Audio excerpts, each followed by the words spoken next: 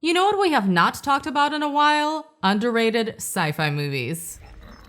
My favorite. Quiet dramas, twisted mysteries, epic space journeys. As always, I have a little bit of everything on this list, and each of these films deserves a lot more love and appreciation. So get your watch list ready because I'm here with 10 ridiculously underrated sci-fi movies you absolutely have to watch. As always, I'm looking forward to your recommendations in the comments below, but while you're getting nice and comfy for this list, I highly recommend making yourself a hot beverage to up your coziness level. It's holiday season after all. I already made mine, and of course, it's coffee from the lovely sponsor of today's video, Trade Coffee. Great coffee is always a must-have in my house, but especially during those colder months. And if you're also looking to level up your at-home coffee experience, you have to give Trade a try. They will curate a selection of coffee specifically for you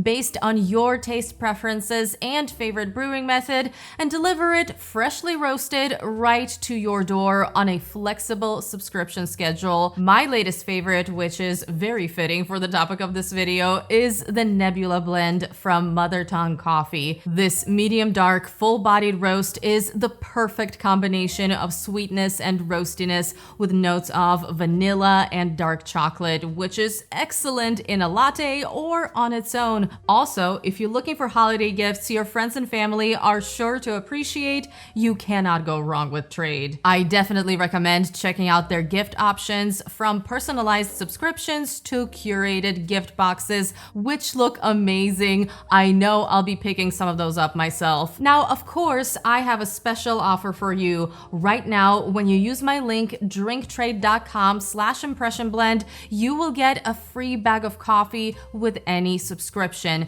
Again, that's drinktrade.com/impressionblend to get your first bag free with any new subscription. It's that simple. Follow my link, choose a delivery schedule that works, and start enjoying coffee that's curated just for you. And thank you so much to Trade Coffee for sponsoring this video. So let's start with some soft sci-fi dramas. Movies that take a sci-fi idea and focus on our human response to these unusual circumstances. First up is Another Earth, a thought-provoking and powerful film that makes you wonder what it would be like for you to meet yourself. A duplicate Earth has been discovered in our solar system that is pretty much a parallel reality to our own. There's an essay contest that offers the winner a flight to this parallel Earth, and a young woman, our protagonist, who is consumed by guilt and regret after causing a tragic accident, decides to give this opportunity a chance. She also decides to apologize to the person whose life she ruined. Emotionally, this movie is a lot. It really knocked the wind out of me. It's a simple, small-scale story, but it's the type of quietly powerful sci-fi drama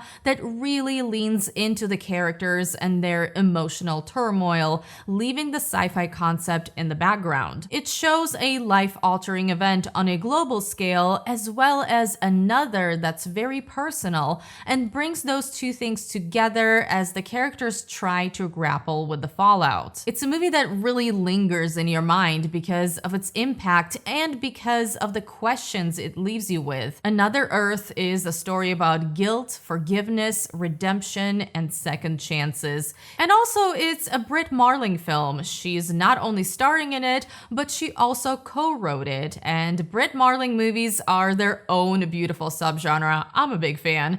This has to be one of her best performances though, moving and wonderfully nuanced, which fits the style and tone of this film perfectly. My next recommendation is Perfect Sense, a bittersweet romantic sci-fi drama set during a very unusual pandemic. Yes, it is a pandemic movie, and I did discover it in 2020, but just hear me out on this one and give it a chance. Ewan McGregor plays a womanizing chef, and Eva Green plays a shy scientist. The two of them fall in love, but their romance faces an unexpected challenge. A mysterious virus begins to spread around the world that causes people to lose their senses one by one. It's a love story set during what essentially is an unfolding apocalypse. Now, this isn't just a romance film. A lot of this movie has to do with our adaptability as humans and how much we rely on our senses in ways we don't even realize. It also connects our senses to our emotions, as well as forces the characters to rediscover the senses they have left after they lose one of them. It's a very unique and refreshing approach to this type of movie, and while it does rely on the off-screen narrator a bit too much, it's still a beautiful and melancholic story that examines humanity as people attempt to adapt to their new normal and continue living their lives. The movie is an emotional journey, and I think it's impossible not to come away from it re-examining your own senses, feeling more aware of yourself and how you perceive the world. I really loved how much Perfect Sense was able to do with its concept, and I found all of this very moving. Plus, who wouldn't want to watch a movie about Ewan McGregor and Eva Green falling in love as their world is ending? Now, of course, I have to take this opportunity to talk about one of my personal favorites, Never Let Me Go, a hauntingly beautiful and devastating alternate history drama with a sci-fi twist. The movie revolves around Kathy, Ruth, and Tommy, who spend their childhood at an idyllic and secluded English boarding school. Something about their childhood feels very off though, and as they get older, they learn more about their purpose and place in the real world. I have to be very vague about this not to spoil it, because you don't actually learn what the movie is really about for a while. But it does fall into the same soft sci-fi category as the previous two films I mentioned, aiming to examine the human experience through a sci-fi twist. It is a beautifully painful and a painfully beautiful film. It's also Alex Garland's best and most haunting script. He's adapting Kazuo Ishiguro's famous novel here, and he does a fantastic job really leaning into the themes of freedom, mortality, and what makes our lives worth living. How do we accept our lives as they are? Can art save us? Can love? How much suffering do we look away from to live our lives the way we want to live them? What does it all even mean in the end? There's a lot to think about when it comes to Never Let Me Go, and it's the kind of movie that you see from a different perspective every time you watch it. Also, excellent performances by Carey Mulligan, Andrew Garfield, and Keira Knightley. I am shocked this movie doesn't come up more often, especially when it comes to the best sci-fi films of the 2010s. But let's dial up the intensity a bit and talk about Time Crimes, a gripping sci-fi thriller from Spain where just a little bit of time travel causes a pretty big mess. This is another movie that's at its best when you know as little as possible, although it's still rewarding on repeat viewings. Let me just say this. Our main character, Hector, sees something unusual in the woods, goes to investigate, and ends up at a scientific facility where a scientist convinces him to get into a mysterious device. Now, here's the thing. I thought I had this movie figured out pretty quickly, and I kind of did, but to my surprise, that really wasn't the point. Time Crimes is an intense and twisted thriller that gets more and more interesting as you get further into it, because it really knows how to work a simple concept. It's consequences upon consequences as the idea at the core of the story adds layers and develops further. You will think you know what's going on, but it will still continuously keep you guessing, and do not just dismiss it because it looks pretty low budget and really not that polished. You get used to the style, and it's the excellent story with all of its twists and turns that will keep you glued to the screen, because it's impossible to take your eyes off this chain reaction of messy consequences that come along with seemingly minor and careless time travel. Okay, but how about an alien invasion road movie? Because that's exactly what Monsters is, and despite what you might think, judging from the poster, title, and trailer, this is a thought-provoking and moody look at humanity. The movie takes place about 6 years after a NASA probe that discovered alien life in our solar system crashed in Mexico and led to the sudden appearance of tentacled monsters. Now, half of Mexico is quarantined as the infected zone, and the military struggles to contain these alien creatures. In the midst of all of this, an American photojournalist is tasked with escorting his employer's daughter back to the US, which will take them through the infected zone. I'm going to make a bold statement and say that this is actually my favorite Gareth Edwards film,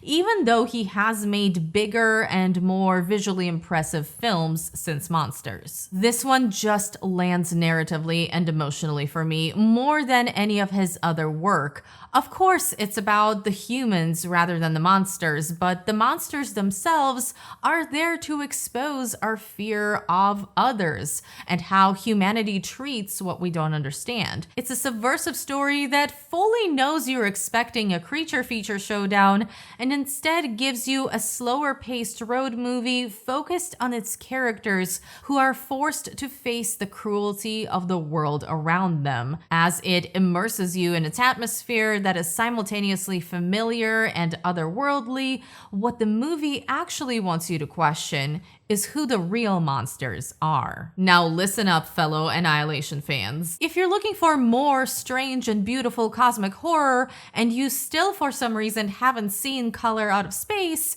this is your reminder to finally watch it, because this movie is simply unforgettable. Based on the H.P. Lovecraft short story under the same name, the movie follows a family that moves to a remote farmstead in rural New England. As they are adapting to their new life, a meteorite crashes into their front yard, melts into the earth, and infects both the land and the properties of space-time with a strange, otherworldly color. I loved how weird and trippy this movie was, and I was instantly in love with the way it intertwined neon with existential dread. Now, I know what you're immediately wondering: how crazy does Nicolas Cage get in this one? And the answer is he goes all out. Not the entire time, but in certain scenes you definitely get the wild Cage.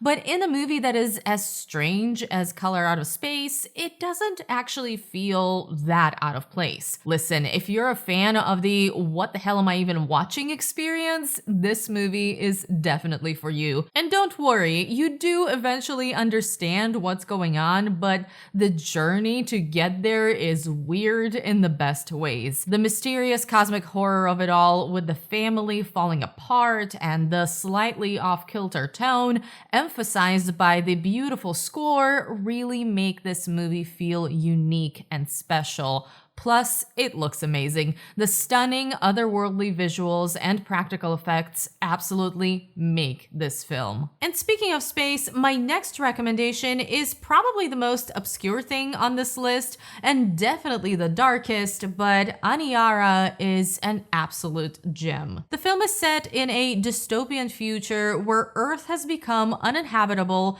resulting in a mass migration from Earth to Mars. One of the spaceships carrying settlers to their new home is knocked off course, causing its passengers to consider their place in the universe as they struggle to cope with their new lives. If melancholy in space is your kind of subgenre, this movie is for you. But don't say I didn't warn you, because melancholy is a light way to put it. A growing sense of depression is more like it. Look, this movie is bleak, and as someone who loves dark and moody films, I don't give these warnings lightly, but I feel like this is necessary when it comes to Aniara. Most of it has to do with isolation and loneliness in space, and if that's the type of sci-fi you enjoy, definitely check this one out. Visually, this movie is gorgeous, and its spaceship setting that feels increasingly more claustrophobic is a stark contrast to the vastness of the universe, reminding its characters and its viewers that we are merely a speck of dust from the perspective of time and space. The film also brilliantly navigates various stages of loneliness and grief very effectively, though I will say, because of the subject matter, However, the pacing can feel a bit slow in certain parts. Aniara really makes you sit with its existential questions, as depressing and uncomfortable as they may be, and because of this, it won't be for everyone, but it's very much worth watching and worth thinking about. All right, this next movie I am pretty sure you have definitely heard of, but the lack of appreciation for it really makes me sad. It barely broke even at the box office a few years ago, barely anyone even talks about it, but Ad Astra is a great sci-fi film. In a not so distant future, a phenomenon of mysterious power surges threatens to destabilize human civilization. These surges have been traced to a space station that was sent in search of intelligent life 3 decades ago. Now, the son of the leader of that mission is sent into space in search of his lost father, his crew, and hopefully some answers. I do have a full review of this movie on my channel, so definitely check that out for my more detailed thoughts, but in short, Ad Astra just spoke to me. If, like many others back in 2019, you didn't quite connect with this movie or found its journey conflicting, give it another chance because it deserves more respect. I get it, its tone can sometimes feel a bit inconsistent. Sometimes it's a thriller, but mostly it's an introspective drama. And once you take in the entire experience, it actually makes a lot of sense. The elements of a great sci-fi film are all there. Breathtaking visuals and cinematography, fantastic performances. This is actually one of my favorite Brad Pitt performances. A compelling story and character arc, a journey that's important on a larger scale and also deeply personal for our protagonist, but it's the emotional journey Ad Astra takes me on that keeps me coming back to it. We're all we've got, and turns out that's a surprisingly encouraging thought. We're still staying in space for this next one, but this time things are going to get a little scary with Danny Boyle's Sunshine. I will admit this is probably the least objectively underrated movie on this list, but it still isn't talked about nearly enough. The year is 2057. The sun is dying and the earth is freezing. I know, real science disagrees, but just go with it. After a previous failed attempt, a team of astronauts is sent as mankind's last hope to revive the sun with a very human solution of essentially nuking it back to life. Fun fact, I unintentionally put 2 films written by Alex Garland on this list, this being the second one. I clearly just need Alex Garland to go back to writing sci-fi as soon as possible. Now, of course, like most movies on this list, Sunshine is a beautiful looking film, but I will admit, on my first viewing, I found the third act tonal shift that gets a lot of criticism a bit jarring. That being said, the movie really grew on me on a rewatch, and I found it so much more meaningful than I initially thought. There undeniably is a religious allegory at the core of this, as well as an honest look at mortality and the different ways we deal with it. Like Aniara, this film reminds us of how small and short-lived mankind is compared to the universe,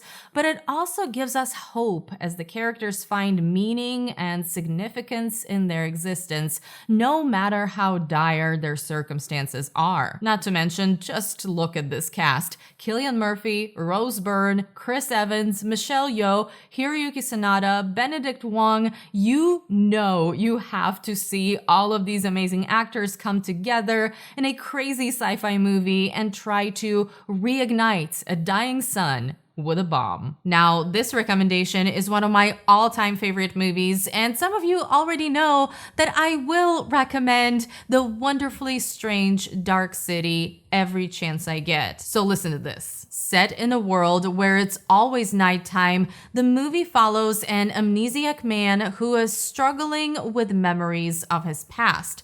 He is also suspected of murder, so he is determined to discover his true identity and clear his name while on the run from the police and a mysterious group known as the Strangers. Dark City combines neo-noir and science fiction in the most interesting way. It's also one of these movies that the studio wanted to make changes to and add explanatory voiceover, so be sure to watch the director's cut for this one. Look, I don't want to spoil this one for you because the whole point is to discover the truth along with the lead character, and all you need to know about this movie is in the premise. But if you have a similar taste in movies to me, Dark City is going to be a real treat as it combines in-depth world building with a stunning tech-noir aesthetic, as it tackles the themes of questioning reality and navigating the labyrinth of memories on a quest of self-discovery. It's also interesting to trace this movie's influence on films like The Matrix and Inception,